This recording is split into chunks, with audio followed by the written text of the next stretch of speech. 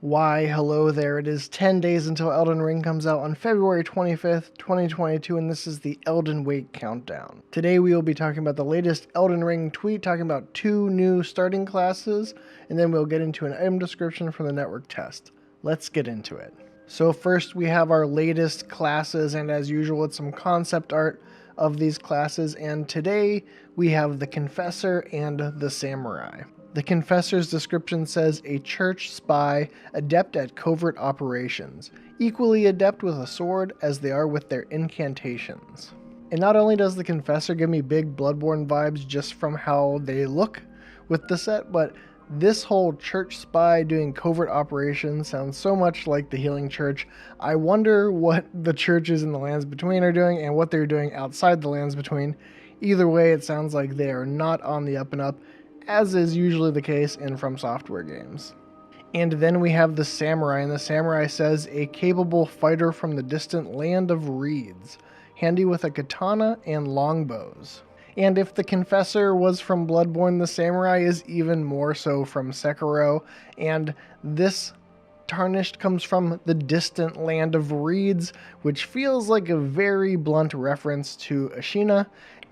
And in this case, the terminology about the land of reeds is actually something that is brought up commonly in Japanese mythology, so it is definitely evoking that Japanese and Sekiro feel. And Miyazaki did explain that he likes to have those nods because he thinks it's fun, and it's just, something that ties back to From Software being a Japanese company, but it may also have lore in the game. I am unsure at this point, but there have been plenty of Eastern touches in the Lands Between, so we will see how that plays out. And then for our item description today, we are doing an in-between one, but a very interesting one, I think, and this is the Coil Shield. The Coil Shield says, an extremely odd shield adorned with coiled bronze snake, an excellent choice for attention seekers. This shield provides an effective defense against poison. After all, how does one poison a poisonous snake? And it has a fixed skill called Viper Bite, and it says a fixed skill for the Coil Shield. The bronze venomous snake comes to life and stretches out to bite your foes.